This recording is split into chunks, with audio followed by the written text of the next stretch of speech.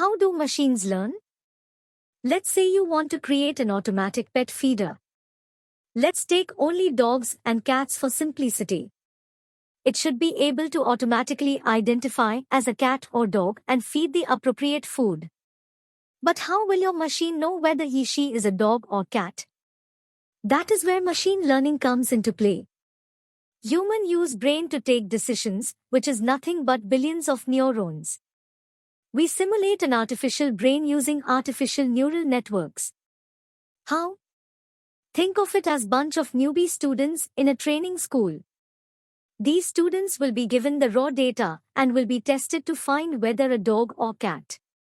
And scores will be provided to them based on their accuracy. The best ones will pass to the next class and the failures were dismissed. The qualified students provide resources on how they figured a dog or cat, and new students were provided with the data. They take the tests again, and the loop continues until they produce desired output. So the more they train, the more accurate the results.